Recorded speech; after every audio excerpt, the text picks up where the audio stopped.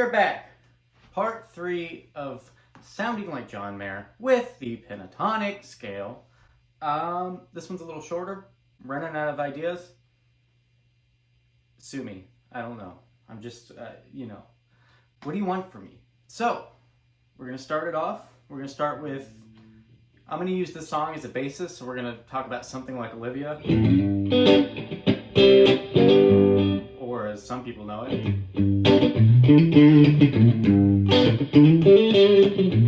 Both are great. But anyway, so if we're looking at the solo in that, towards the end of the solo, we've got the...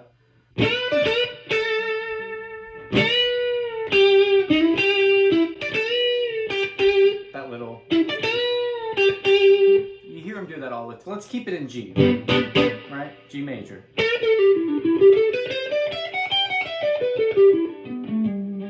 Got our main scale, obviously. That's what all these videos are based on, if you haven't been keeping up with it. So basically, we're just hitting the top strings, the high, B and the E strings, and then using that to kind of launch us into a bend. Gives you a real groove, you know what I'm saying? It sounds very merry, but like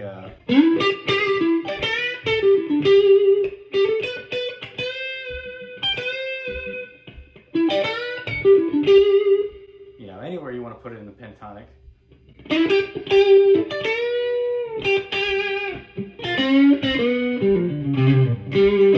So this one, I'm sure you've heard a billion times. I'm sure you already know how to do it. It's not very hard, but I thought I'd throw it in.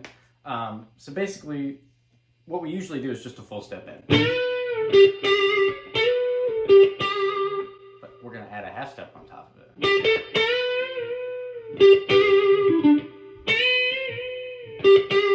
So you're really just doing... But anyway, that's fun. Add it anywhere you want.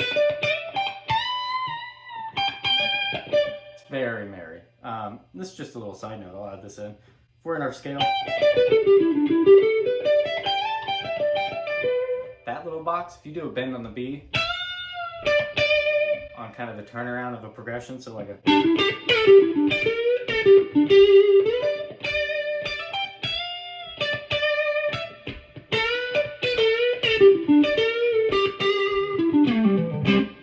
Very Mayer-esque vibes. So this is a good one it's a fun transition into from a major to a minor. So obviously if we were playing in D major, we have our major pentatonic right here. Minor would be. So a good way to transition into it is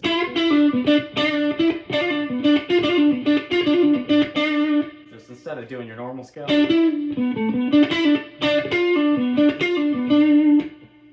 here, you can go straight up into that minor.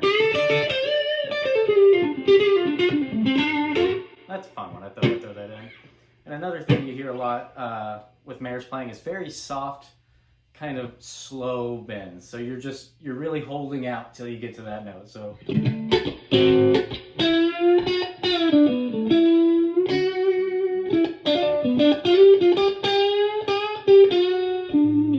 not really...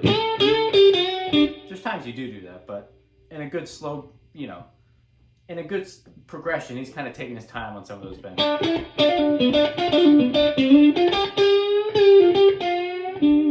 Gives you a lot of groove, a lot of stinky face. You'll get a lot of stinkers around in the audience if they're watching. So let's go to minor. Just keep it in G minor. This is a fun one. This is kind of a newer one I've been seeing a lot, but so normally you'd have your... Sorry, I was trying to fall asleep. You can't be doing that. I've got my corner eyes on him.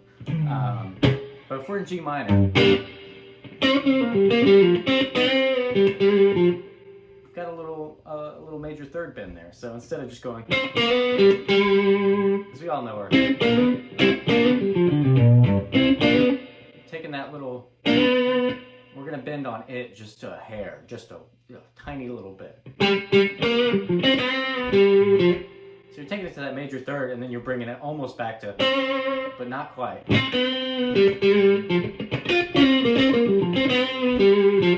It's very merry, very new agey merry kind of thing going on there.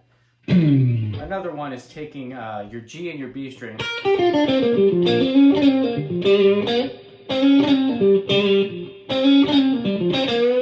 You can throw it in with your kind of raking stuff. So I'm just... So we're still on our scale. Taking that blues note. They're almost there. If you were to bend this G string just a little bit, you have the same note. But that little contrast of...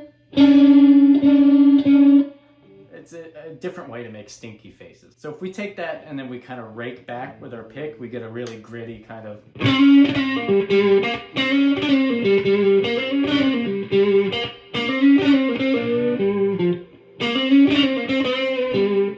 Throw in that major third guy. Another one that I found to be very fun, and you hear Mayer do it a lot, but you hear all kinds of people do it.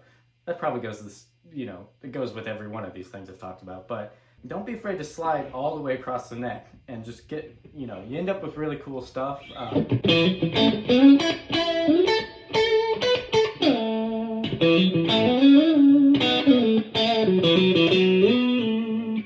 That's bad examples, but so you find a lot of cool stuff just kind of opening up the door to every scale and sliding in and out of them versus kind of just being locked in one shape, one box. So like if we're in A,